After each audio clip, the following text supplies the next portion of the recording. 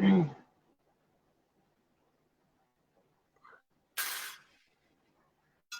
everyone, Assalamu alaikum. Welcome to Texties, another podcast. Today we have very special guest, Mr. Badr Munir. Mr. Badr Munir, uh, जो है government wild life जो department है उसके honorary warden हैं जो पंजाब के, और वाइल्ड लाइफ में बहुत काम कर रहे हैं। हम आज इनसे जानेंगे इस पॉडकास्ट के अंदर कि हंटिंग टूरिज्म का फ्यूचर है पाकिस्तान में, इसका स्कोप क्या है। जब हंटिंग टूरिज्म की बात की जाती है तो इसका वाइल्ड लाइफ को बेनिफिट क्या है। हम जो भी बात करेंगे ये सारी लीगल हंटिंग के टर्म्स में होगा। हम लोग बहुत सी ऐसी टर्म्स है जो हंटिंग के अंदर यूज की जाती है, जिसको बिग सेवन, ट्रॉफी हंटिंग, इस किस्म की टर्म्स के बारे में जानेंगे आज मिस्टर बदर मुनीर साहब से। Sir, by the way, before going for anything, I am really thankful to you कि आपने आज टाइम निकाला, अपने कीमती स्केड्यूल के अंदर से इस पॉडकास्ट के लिए वक्त दिया हमें। Thank you.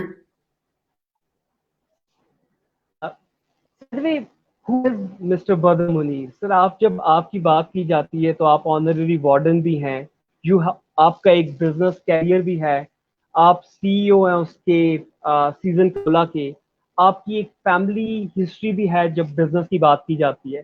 तो सर, आप अपने आप को किस तरह डिफाइन करते हैं? आप बिजनेसमैन हैं, are you a wild life lover, क्योंकि आपको वाइल्ड लाइफ से भी बहुत प्यार है, तो आप अपने आप को किस तरह डिफाइन करते हैं? देखिए जी, पहले तो मैं बिजनेसमैन हूँ और by birth bye family business से मेरा ताल्लुक है। मेरी तमाम फैमिली का ताल्लुक डिफरेंट बिजनेसेस के साथ रहा है, टेक्सटाइल सेक्टर के साथ, एडिबल ऑयल के साथ। और उसके बाद मुझे कंजर्वेशन का बहुत ज़्यादा शौक है। मैंने वाइल्ड लाइफ पे काफ़ी काम किया और पिछले 20 साल से मैं वाइल्ड लाइफ पर काम कर रहा हूँ। और उसी पे मुझे तीसरी दफा ऑनररी गेम वार्डन पंजाब भी बनाया गया है। और ये चीजें देखते हुए कि एक बंदा काम कर रहा है और बेलॉस काम कर रहा है और वो अपनी फील्ड को समझता भी है और डिलीवर भी कर रहा है, तो ये मेरा एक छोटा सा तारुफ है। बहुत, आई थिंक, एक बहुत एजाज की बात है कि आप थर्ड टाइम ऑनररी वार्डन है पंजाब के। फिर टूरिज्म की बात की जाती है तो ये हमारी जो गवर्नमेंट है उसने एक नैरेटिव बिल्ड किया था इस गवर्नमेंट में आने से पहले, वो पावर में आए थे, कि टूरिज्म उनका एक मेजर, एक वाइटल, एक अहम जुज होगा, टूरिज्म को वो प्रमोट करेंगे। जब हम पाकिस्तान के अंदर हंटिंग टूरिज्म की बात करते हैं तो हंटिंग टूरिज्म का आप क्या फ्यूचर देखते हैं, लीगल हंटिंग टूरिज्म का पाकिस्तान के अंदर? उस तरह इसका इम्पैक्ट क्या होगा इकोनॉमी के ऊपर पाकिस्तान की और वाइल्ड लाइफ के ऊपर? क्योंकि जब हंटिंग टूरिज्म की बात की जाती है इसका वाइल्ड लाइफ के ऊपर भी एक पॉजिटिव इम्पैक्ट होता है। तो मैं जानना चाहता हूँ वो क्या इम्पैक्ट हो, ताकि हमारी ऑडियंस को भी ये चीज क्लियर हो। देखिए जी, ये इस हुकूमत का बहुत ज़्यादा फोकस है टूरिज्म के ऊपर।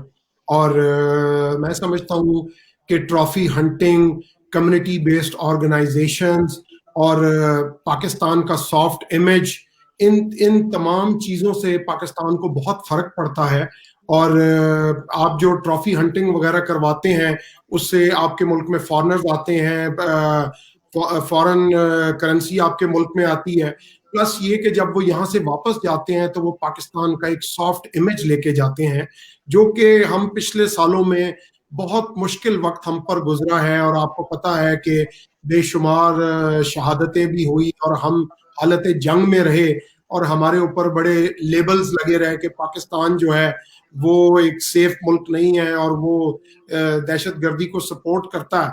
लेकिन आज आप ये देखें कि दुनिया चेंज हुई है और आज दुनिया में पाकिस्तान एक नए नाम के साथ उभर रहा है। और जो कि हम एक आइसोलेटेड हुए थे, उस आइसोलेशन से हम बाहर आ गए हैं।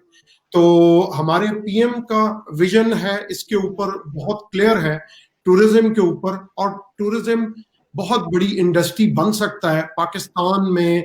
समुद्रों से लेकर, रेगिस्तानों से लेकर, ऊंचे ऊंचे पहाड़ों से लेकर अल्लाह ने हमें तमाम नेमतों से नवाजा है। अब उनको एक्सप्लोर करने की जरूरत है, उनको उजागर करने की जरूरत है। और बाकी मैं समझता हूँ कि इसमें बहुत बड़ा स्कोप है पाकिस्तान का टूरिज्म में। और ये जल्दी हम समझते हैं कि काफी बेहतर हो जाएंगी चीजें, क्योंकि अब ये कोविड जैसे कि पिछले 6 महीने से हम कोविड से जंग कर रहे हैं, अब हालात नॉर्मल की तरफ जा रहे हैं। तो मैं समझता हूँ कि हमारी कम्युनिटीज को मिला के कुछ हम नए नेशनल पार्क्स बनाने जा रहे हैं, उसके अलावा कुछ ट्रॉफी हंटिंग एरियाज डिक्लेयर करने जा रहे हैं, फिर प्राइवेट ब्रीडिंग फार्म्स वो उनको हम इनकरेज कर रहे हैं कि वो ज्यादा से ज्यादा हो, ताकि साउथ अफ्रीका का मॉडल आए और मैक्सिमम टूरिस्ट जो है वो पाकिस्तान को विजिट करें।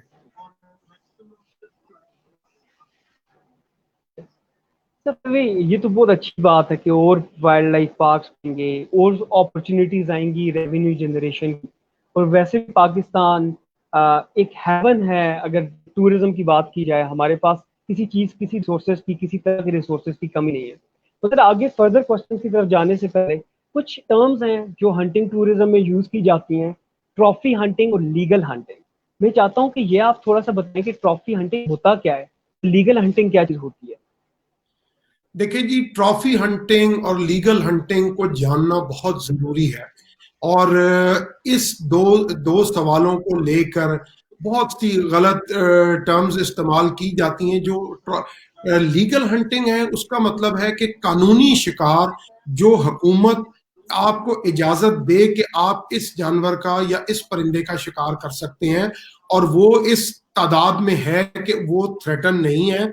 और उसके बाद दूसरी जो ट्रॉफी हंटिंग वाली बात है, ट्रॉफी हंटिंग में ये होता है कि जो जानवर अपनी उम्र पूरी कर चुका होता है सिर्फ उसी को शिकार किया जाता है। ये ऐसे नहीं है कि आपने कोई जानवर देखा, कोई हुड़ियाल देखा, कोई मारखोर देखा और आपने उसको मार दिया।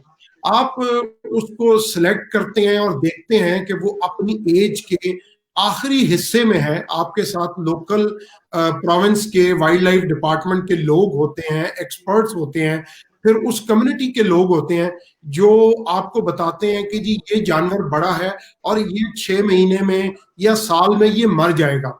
और उस जानवर को मारना जरूरी होता है। अगर उसको हम ना मारें तो वो आगे ब्रीडिंग प्रोसेस को स्लो करता है। जैसे कि हुड़ियाल है, वो एक मेल 25-30 फीमेल्स के साथ रहता है, और जो मेन बड़ा नर होता है जब वो बूढ़ा हो जाता है और मेटिंग के काबिल नहीं रहता और ब्रीडिंग प्रोसेस स्लो हो जाता है, यंग्स मेल को वो नजदीक नहीं आने देता, उनको वो मारता है। तो उस मेल को निकालना ये कुदरत का एक तरीका है कि उस मेल को उस हर्ड से अलहदा करना है। तो शिकारी हमेशा उस मेल को ही मारते हैं जो ब्रीडिंग प्रोसेस को स्लो कर रहा होता है और वो बहुत बड़ी ट्रॉफी बन चुका होता है और उसकी एक वैल्यू खत्म हो चुकी होती है कि उसने आने वाले चंद महीनों में मर जाना है। और जब वो हंट कर लिया जाता है तो उसका जो भी रेवेन्यू होता है वो उस कम्युनिटी के ऊपर उसको खर्च किया जाता है उस लोकल इलाके की डेवलपमेंट के लिए, और बाकी जो बच गई वाइल्ड लाइफ है उसकी प्रोटेक्शन के लिए, जो कि हमारा नंबर 1 एजेंडा होता है कि सबसे पहले हमने वाइल्ड लाइफ को बचाना है। अच्छा सर, आई थिंक ये बहुत मजे की है कि जो ऑडियंस को भी सुनने को मिली, क्योंकि पाकिस्तान के अंदर जब हंटिंग टूरिज्म की बात की जाती है तो इसको टैबू समझा जाता है। ये एक ऐसी, इसको एक नेगेटिव सेंस में लिया जाता है। मगर जिस तरह से अभी आपने बताया कि जो ट्रॉफी भी सेलेक्ट की जाती है उसके लिए भी प्रॉपर एक डिपार्टमेंट आपको बताता है कि ये आपकी ये एनिमल आप हंट कर सकते हैं, ये नहीं कर सकते। तो आई थिंक ये एक वाइल्ड लाइफ को प्रोटेक्ट भी करती है और आपकी इकोनॉमी को बेनिफिट भी करती है। I think hunting tourism Pakistan को बहुत ज्यादा बेनिफिट कर सकती है। Sir by the way, hunting tourism की बात की जाती है तो हंटर्स के लिए, अगर इंटरनेशनल हंटर्स पाकिस्तान जब आते हैं, ये लोकल हंटर्स, तो उनके पास ऑप्शंस क्या क्या हैं और वो कौन कौन से रीजन्स के अंदर है। देखिए जी, पाकिस्तान वाइल्ड लाइफ के हवाले से बहुत रिच कंट्री है और बहुत सारी ओपनिंग्स हैं फॉरेनर्स के लिए, जिसमें सबसे नंबर 1 आपने सुना होगा मारखोर। मारखोर है, ब्लू शीप है, हमारे नॉर्दर्न एरिया में हिमालयन आइबैक्स हैं जिनके परमिट इशू होते हैं और ये फेडरल गवर्नमेंट मुकर्रर करती है, फिर उसके बाद प्रोविंस जो है वो आगे वो परमिट इशू करते हैं। उसके अलावा पंजाब में पंजाब उड़ियाल है, और सिंध में सिंध आइबैक्स है, और बलूचिस्तान घड़ियाल है। और ये काफी काफी सारी स्पीशीज हैं हमारे पास जो कि हम फॉरेनर्स को ऑफर करते हैं लीगल हंटिंग के अंदर। और यहाँ पर काफी सारे आउटफिटर जो हैं वो मौजूद हैं जो कि वो डील करते हैं फॉरेनर्स के साथ, उनको लेके आते हैं एयरपोर्ट से एयरपोर्ट तक की सर्विस देते हैं, उनके वेपन की क्लियरेंस से लेकर उनकी ट्रॉफीज के एक्सपोर्ट करने तक, उनको शिकार करवाने तक, उनको लेके जाने तक फील्ड में, और फील्ड की जो भी तैयारियां होती हैं, उनकी अकोमोडेशन, उनकी सिक्योरिटी, वो सारा बंदोबस्त जो है वो लोकल आउटफिटर्स करते हैं। और उसके बाद उनको सेफ एंड साउंड हंट करवा के उसके बाद उनको रवाना करते हैं और बाद में उनकी ट्रॉफीज को उनके मुल्क में शिप कर दिया जाता है with the permission of federal government. अच्छा सर, जब ये लाइसेंसेस की बात की जाती है तो लाइसेंसेस के प्रोसेस से इशू होता है? क्या कोई भी बंदा लाइसेंस सकता है या कोई इसका नंबर होता है कि इतने नंबर से ज्यादा इस साल में हंट नहीं किए जा सकते? ये आपका बड़ा बहुत वैलिड क्वेश्चन है और ये मैं इसको जरूर कमेंट करना चाहूंगा, क्योंकि लोग समझते हैं कि शायद जानवर ये मुफ्त में हैं और जितने भी मार लें। ऐसे नहीं होता। इसके लिए फेडरल गवर्नमेंट में एक पूरा डिपार्टमेंट है जो कि इसको तय करता है। इसके सेंसेस होते हैं, जानवरों को गिनती किया जाता है हर साल।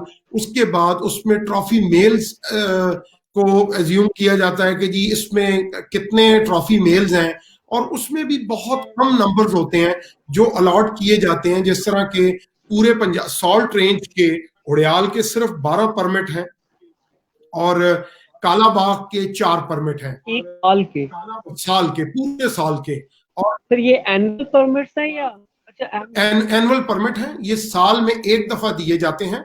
और इसके अलावा हमारे मारखोर के पूरे पाकिस्तान के 12 परमिट्स हैं, जिसमें बलूचिस्तान, कश्मीर, गिलगित बल्तिस्तान, 4-4 परमिट डिफरेंट सूबों के हैं। तो टोटल एक सूबे में 4 मारखोर मारे जाते हैं। और इस वक्त पाकिस्तान में जो एक जगह मारखोर की पॉपुलेशन है वो सबसे बड़ी दुनिया में इस वक्त पाकिस्तान में है। ये आपके लिए खुशी की बात होगी। It's really. और सर जब मारखोर किस तरह की चीज को किया जाता है तो वो लोकल कम्युनिटी के ऊपर ही और वाइल्ड लाइफ की प्रोटेक्शन के ऊपर लगा जाता है, जैसा कि आप पहले बता चुके हैं। मैं एक और चीज जानना चाहूंगा कि एक परमिट होता है, एक परमिट का मतलब यह है कि आपने एक ही जानवर को हंट करना है? जी एक बिल्कुल। ड्यूरेशन होता है, ड्यूरेशन के अंदर आप? जी वो बिल्कुल एक एक ही जानवर को आपने हंट करना और उसकी ड्यूरेशन होती है। सर जब हम पाकिस्तान के अंदर इलीगल हंटिंग भी कहीं ना कहीं हो रही होती है, तो इलीगल हंटिंग को रोकने के लिए गवर्नमेंट क्या इकदाम ले रही है और लीगल हंटिंग को प्रमोट करने के लिए क्या किया जा रहा है? देखिए जी, इलीगल हंटिंग को रोकने के लिए हर कदम उठाया जा रहा है। हमने रिसेंटली ही सजाएं बढ़ाई हैं, जो कि 1 साल कैद से हम 2 साल कैद पे ले जा रहे हैं। और जो जुर्माना 10,000 था उसको हम 50,000 रुपए पे लेके जा रहे हैं। और ये काफी इलीगल हंटिंग को रोकने के लिए जो भी वसाइल हमारे पास मौजूद हैं उनको हम इस्तेमाल कर रहे हैं। और लीगल हंटिंग के लिए आप लाइसेंस ले सकते हैं। लाइसेंस 2 किस्म के होते हैं। एक जस्ट शूटिंग लाइसेंस है जिसके ऊपर आप सिर्फ बर्ड्स सीजन में शिकार कर सकते हैं, जिसमें के तीतर है, फाख्ता है, कबूतर हैं और ये आपके खरगोश हैं, डक्स हैं। और ये जो परमिट ट्रॉफी हंटिंग वाले परमिट हैं ये स्पेशल परमिट होते हैं और ये सिर्फ फॉरेनर्स के लिए ही होते हैं। और कुछ कुछ सूबों में लोकल्स के लिए भी कुछ परमिट अवेलेबल हैं। अच्छा, तो जब इस परमिट की प्राइसिंग की बात की जाती है तो इसकी क्या प्राइस होती है? जो बर्ड वाला परमिट है उसकी क्या होती है और ये ट्रॉफी हंटिंग वाले की क्या होती है? जो कि आम शूटिंग लाइसेंस है उसकी तो जी कोई कोई कीमत नहीं है खास, बहुत ही वो जस्ट एक 2,000 रुपीज का एक शूटिंग लाइसेंस है। वो लोकल्स के लिए है कि वो संडे वाले दिन जब हुकूमत शिकार का सीजन खोलती है, डक्स का, तीतर का, तो आपके पास वो शूटिंग लाइसेंस होना चाहिए और आप वो खुली तहसीलों में जो हुकूमत अनाउंस करती है कि ये एरियाज खुले हैं, आप उस ओपन एरिया में उस शूटिंग लाइसेंस पे बैग लिमिट के साथ, जो कि हुकूमत ने मुकर्रर की होती है, उस बैग लिमिट के अंदर रहते हुए आप शिकार कर सकते हैं। और जो परमिट है फॉरेनर्स के लिए, वो मार्कोर का परमिट जो है वो दुनिया में महंगा तरीन है, और वो तकरीबन $100,000 का होता है। वाओ, आई थिंक इससे तो फिर काफी सारा रेवेन्यू पाकिस्तान को आता होगा। और उससे जब हम लोग बिग कैट फैमिली या ये हंटिंग की बात करते हैं, तो यहाँ पे पाकिस्तान के अंदर जो wild specifically big cat family, क्योंकि लॉयंस, पूmas, टाइगर्स, लेपर्ड्स, इनको पहले इंपोर्ट किया जाता था पाकिस्तान में, कुछ सालों से इंपोर्ट किया जा रहा था। अब क्या सिचुएशन है, करंट सिचुएशन पाकिस्तान की क्या है? दूसरे नंबर पे क्या कोई गवर्नमेंट की तरफ से पब्लिक प्राइवेट पार्टनरशिप में कोई ऐसे इकदाम किए गए कि जिस अंदर इनकी ब्रीडिंग को इंक्रीज किया जाए? देखिए जी, हमारे पास पंजाब में इस वक्त कोई 214 वाइल्ड लाइफ ब्रीडिंग फार्म्स हैं, और बिग कैट्स बहुत अच्छा ब्रीड कर रही हैं पाकिस्तान में। और लायंस तो हमारे पास इस वक्त इतने हो चुके हैं कि अगर हम एक्सपोर्ट करना चाहें तो हम एक्सपोर्ट भी कर सकते हैं। उसके लिए कोशिशें जारी हैं कि हमें एक्सपोर्ट करने की भी इजाजत मिले, तो लोकल फार्मर इसको एक्सपोर्ट कर सकें, जो कि पहले हम इंपोर्ट ही करते थे। और अभी कोई पब्लिक प्राइवेट पार्टनरशिप के मद में अभी हम कुछ इस वक्त तो नहीं कर रहे हैं, लेकिन इस हुकूमत की प्रायोरिटीज में ये शामिल है। और आगे आने वाले दिनों में हम जॉइंट वेंचर में जाने की कोशिश कर रहे हैं, और बिल्डिंग फार्म्स को जो टेक्निकल असिस्टेंस चाहिए वो हम प्रोवाइड कर रहे हैं as a Punjab wild life department, ताकि वो ब्रीडिंग अपनी बेहतर कर सकें। और यहाँ पर कुछ पुराने ब्रीडर्स हैं जो कि बहुत सक्सेसफुली बिग कैट्स को ब्रीड करवा रहे हैं। वाह, आई थिंक सर ये तो बहुत खुशाइन बात है कि पाकिस्तान के अंदर अगर इनकी ब्रीड ज्यादा होती है और हम लोग यहाँ से इंपोर्ट करने के बजाय एक्सपोर्ट करते हैं, तो आई थिंक ये एक अलग, एक नई किस्म की रेवेन्यू स्ट्रीम होगी पाकिस्तान के लिए। ट्रॉफी, जब किसी भी तरह की हंटिंग की बात की जाती है इंटरनेशनली, तो बिग सेवन एक टर्म यूज होती है हंटिंग के अंदर। तो ये बिग,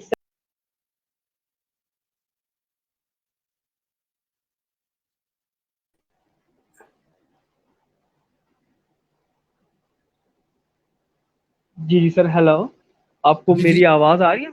जी जी। तो ब्रेक। मैं जानना चाहता था, जी जी, बिग सेवन टर्म क्या है और इसके अंदर कौन कौन से एनिमल्स आते हैं? बिग सेवन में जी लाइन है, लेपर्ड है, बफलो है, राइनो है, एलिफेंट है, क्रोकोडाइल है, हिप्पो है। ये 7 जानवर जो हैं वो बिग सेवन में आते हैं। अच्छा, और सर पाकिस्तान के अंदर इनकी, इन बिग सेवन के अंदर जब बात की जाती है, तो कौन कौन से पाकिस्तान के अंदर पाए जाते हैं? बदकिस्मती से पाकिस्तान में इन 7 जानवरों में से कोई चीज नहीं पाई जाती। क्रोकोडाइल हमारे पास हैं कुछ, लेकिन वो उनको ट्रॉफी क्रोकोडाइल नहीं कह सकते, वो छोटे क्रोकोडाइल हैं, और पाकिस्तान में क्रोकोडाइल को मारने की इजाजत नहीं है। ये बिग सेवन की अफ्रीका में इजाजत है, मोस्टली मुल्कों में, और उन्हीं मुल्कों में ये ज्यादा है जहां पर इनको मारने की इजाजत है। और जहां पर कंप्लीटली बैन किया गया है, जैसे कीनिया है, वहां पर वाइल्ड लाइफ का बहुत लॉस हुआ है, वहां पर वाइल्ड लाइफ बढ़ने के बजाय वाइल्ड लाइफ कम हो गई है। तो ये बेसिकली मॉडल है कि जहां पर ट्रॉफी हंटिंग होती है वहां पर वाइल्ड लाइफ बढ़ती है। जैसे कि नॉर्थ अमेरिका, कनाडा और यूएस और अफ्रीकन कंट्रीज में जहां जहां पर ये ट्रॉफी हंटिंग हो रही है, वहां पर वाइल्ड लाइफ जो है वो अभी भी अच्छी खासी तादाद में मौजूद है और ग्रो कर रही है। क्योंकि वो जो उससे, जिस आपने बताया कि जो रेवेन्यू आता है वो उसी वाइल्ड लाइफ की ब्रीडिंग पे, उसी की प्रोटेक्शन के ऊपर लाया जाता है। और सर एक एक और चीज़ है कि जो हम लोग जानना चाहते हैं, जब वाइल्ड लाइफ की बात की जाती है, क्योंकि अभी कोविड है, कोविड एक ऐसा ड्यूरेशन था कि जो सिर्फ पाकिस्तान ने नहीं, पूरी दुनिया ने फेस किया। तो जब पाकिस्तानी वाइल्ड लाइफ या जूस की या पार्क की बात की जाती है, तो कितने अफेक्ट हुए हैं ये पार्क, जूस वगैरह? तो क्या आने वाले वक्तों में जो आपकी विजिटर्स हैं उनके लिए प्राइसेस इंक्रीज होगी टिकट्स की? क्या देख रहे हैं फ्यूचर? देखिए जी, कोविड की वजह से वाइल्ड लाइफ डिपार्टमेंट का और पार्क्स वगैरह का काफी नुकसान हुआ है। और सिर्फ जस्ट एक लाहौर जू का महीने का खर्चा 1.5 करोड़ है, जो पिछले 5 महीने वो बंद रहा है, तो 7.5 करोड़ का सिर्फ लाहौर जू को नुकसान हुआ है। तो टिकटें बढ़ाने का कोई फिलहाल तो कोई प्रोग्राम नहीं है अभी। जैसे हालात चल रहे हैं, हमारी कोशिश है कि आवाम को जो भी रिलीफ दे सकें वो दें। और उम्मीद है कि जल्द लाहौर जू की, सफारी जू की, जल्लो पार्क की और भी जो हमारे पंजाब में पार्क्स हैं, उनकी रौनकें जल्द बहाल हो जाएंगी। लोग आना शुरू हो गए हैं और प्रॉपर एसओपीज के तहत वो आ रहे हैं, और काफी लोगों में अवेयरनेस भी आ गई है। और अल्लाह करे कि लोग अवेयरनेस का ख्याल रखें और एहतियात करें, तो मेरा ख्याल है कि ये जल्द अपनी पुरानी पोजीशंस पे आ जाएंगे पार्क। इंशाल्लाह। सर भाई, एक और चीज है कि जब हंटिंग टूरिज्म की बात आती है पाकिस्तान में, इसको टैबू समझा जाता है। ये ऐसा टॉपिक है कि जब भी इस पे हंटिंग की बात होती है, इसको नेगेटिव सेंस में लिया जाता है। गवर्नमेंट को एक बात कर रही है कि एक अवेयरनेस क्रिएट की जाए, क्योंकि बहुत चीजें हैं जहां जहां पे आप आया कि ट्रॉफी हंटिंग या कोई भी हंटिंग जिन ममालिक में हुई, यूएस, कनाडा, वहां पे वाइल्ड लाइफ ग्रो कर रही है। तो क्या अवेयरनेस के लिए कुछ किया जा रहा है पाकिस्तान के अंदर? जी, अवेयरनेस लोगों को बताया जाता है डिफरेंट टीवी प्रोग्राम से, फेसबुक, जो भी सोशल मीडिया, हम उसको यूज करते हैं, लोकल कम्युनिटी को यूज करते हैं। लोकल कम्युनिटीज को हम बताते हैं कि जी इसके ये बेनिफिट्स हैं और इसका नुकसान नहीं है, ये हमारे इकोसिस्टम के लिए जरूरी है। और ये जानवर इनमें से, और वो बहुत ही कम परसेंटेज है, जैसे मैंने आपको बताया कि पूरे पाकिस्तान में से सिर्फ 12 मारखोर हंट होते हैं, जबकि हमारे पास थाउजेंड्स की तादाद में मारखोर मौजूद है। और हमने बहुत स्ट्रिक्ट कोटा सिस्टम रखा हुआ है, और जो इंटरनेशनली 3-4% तक हार्वेस्ट करवा दिया जाता है, तो हम तो लेस देन 1% पे चल रहे हैं। हम तो 1% भी हंट नहीं करवा रहे हैं। तो लोकल वाइल्ड लाइफ को कोई फर्क नहीं पड़ता, और वो मुसलसल जहां जहां ट्रॉफी हंटिंग हो रही है वहां पर वाइल्ड लाइफ इंक्रीज हो रही है। सर, पूरी दुनिया में जब हंटिंग की बात की जाती है, हंटिंग परसेंटेज क्या हो? आपने यहाँ पे बताया कि ये लेस देन 1% है। यूएस और क्या और बाकी ममालिक में इसकी परसेंट क्या है? देखिए जी, 2 से 3% तो कॉमन है। हंटिंग प्रैक्टिस जो है वो 2 से 3% कॉमन है, इसमें कोई वो नहीं है, दूसरी राय नहीं है। तो हमारे पास ये लेस देन 1% है, इसको हमें बढ़ाने की जरूरत है। ट्रॉफी हंटिंग को, इस प्रोग्राम को और वसी करने की जरूरत है। ज्यादा कम्युनिटी बेस्ड ऑर्गेनाइजेशन बनाने की जरूरत है। जैसे कि गिलगित बल्तिस्तान पाकिस्तान में सबसे ज्यादा आगे है हमसे, और वो वहां पर इस वक्त 50 कम्युनिटी बेस्ड ऑर्गेनाइजेशन काम कर रही हैं, और 15 और नई बनने जा रही हैं। जबकि हमारे पूरे पंजाब में सिर्फ 5 कम्युनिटी बेस्ड ऑर्गेनाइजेशंस हैं। तो हम काफी पीछे हैं, तो हम इस पे काम कर रहे हैं। और एक जस्ट अभी एक प्रोसेस हुई है, वो अटक में एक नई बनने जा रही है, और वो ऑलमोस्ट कंप्लीशन के नजदीक है। तो उम्मीद है कि आगे जाके हम ये कम्युनिटी बेस्ड ऑर्गेनाइजेशंस को भी बढ़ाएंगे, ट्रॉफी हंटिंग के दायराकार को भी बढ़ाएंगे, और ज्यादा बेहतर तरीके से वाइल्ड लाइफ की प्रोटेक्शन कर सकेंगे। कम्युनिटी बेस्ड ऑर्गेनाइजेशंस हैं, जब हंटिंग की बात की जाती है, लोकल ब्रीडिंग की बात की जाती है, क्योंकि इन लोगों को क्या बेनिफिट होता है उन कम्युनिटी बेस्ड ऑर्गेनाइजेशन को? गवर्नमेंट की डायरेक्ट एम्प्लॉयमेंट में आती है या ये प्राइवेट ऑर्गेनाइजेशन होती है?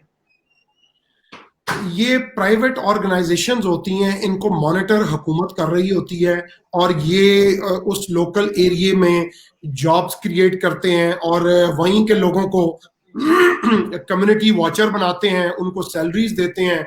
और वही लोग जो उन जानवरों को मारने में मुलविस होते हैं, वही जानवर उनकी वही लोग उन जानवरों की हिफाजत कर रहे होते हैं। तो ये बेसिकली ये मकसद है कि लोगों को उसकी इफादियत के बारे में बताना, कि ये एक बकरे की कीमत का जानवर नहीं है।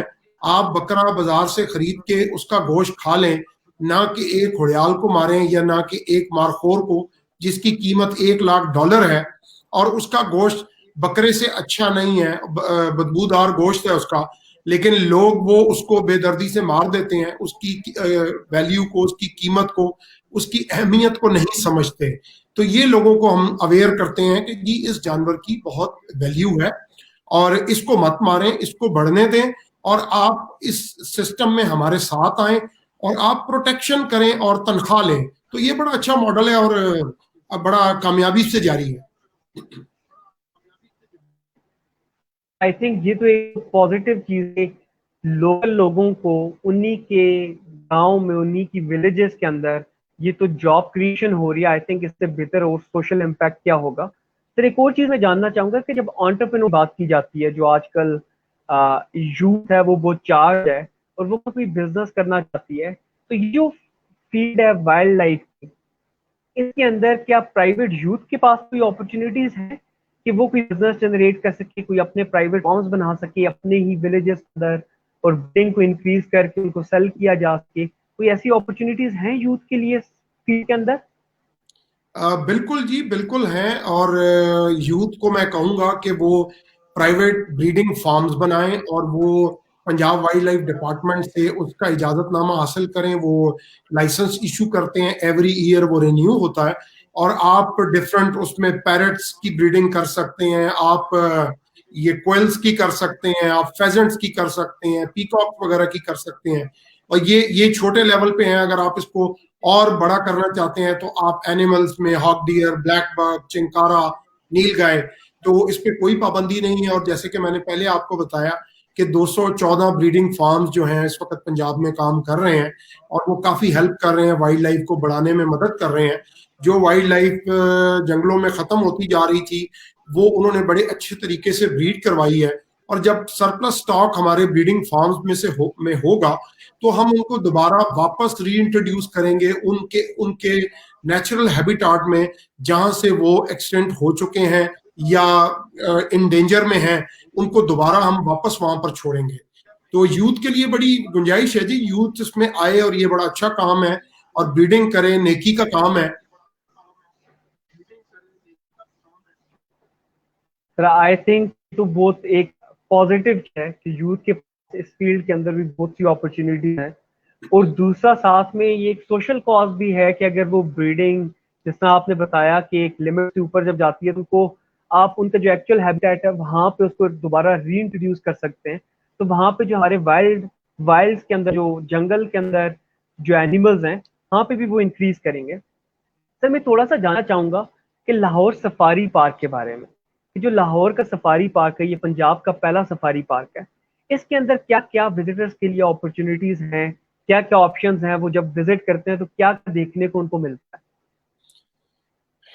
देखिए जी, ये बहुत ही खूबसूरत पार्क है और काफी बड़ा। मैं समझता हूँ कि इतनी बड़ी फैसिलिटी लाहौर के अंदर होना, ये वाहिद पार्क है जो कोई क्लोज टू 250 एकड़ इस पे ये पार्क बना हुआ है। और हमारे पास लायंस हैं इसमें, टाइगर हैं, पूमा हैं, और बच्चों के लिए प्ले लैंड है। और उसके अलावा बेशुमार जानवर हैं, nilgai, black buck, hog deer, ducks, aviary के अंदर हमारे मुख्तलिफ किस्म के परिंदे हैं, पैरट्स हैं। और ये बड़ा खूबसूरत पार्क है और इसको जरूर विजिट करें। मेरी रिक्वेस्ट है कि लोग इसको विजिट करें और देखें कि हमारे पास क्या क्या चीजें मौजूद हैं। सर एक लास्ट ऑडियंस के लिए, कि जब अगर कोई इस पार्क को विजिट करता है तो इस पार्क की टिकट प्राइस क्या है? क्या ये बाकी दुनिया के सफारी पार्क की तरह है कि आप एक गाड़ी में बैठ के जाते हैं और आप एक केज के अंदर होते हैं और जो लॉयंस और टाइगर्स और पूमास हैं वो फ्रीली मूव कर रहे होते हैं, वो फ्री होते हैं? जी, लायंस और टाइगर जो है वो फ्रीली मूव कर रहे होते हैं और वो एक बस के अंदर बिठा के हम उसके अंदर आपको टूर भी करवाते हैं। आप बिल्कुल उनको करीब से आजादी के माहौल में देखते हैं कि वो 25-30 एकड़ के इनक्लोजर हैं, उसके अंदर आप अपनी गाड़ी ड्राइव नहीं कर सकते क्योंकि वो सेफ्टी का उसमें इशू आ जाता है। तो वो वहां पर एक स्पेशल बसेस रखी हुई हैं जिस बस के अंदर लोगों को बिठा के वो लायन सफारी और टाइगर सफारी करवाई जाती है। और टिकट्स की जो आपने बात की वो इतनी कम है कि उस पे मैं समझता हूँ कि कोई कमेंट ही नहीं करना चाहिए। वो मुफ्त, अगर 20-30 रुपए की एक टिकट है तो वो आजकल के जमाने में आप समझते हैं कि वो एक कोक की बोतल की आई कीमत थिंक भी नहीं है। हाँ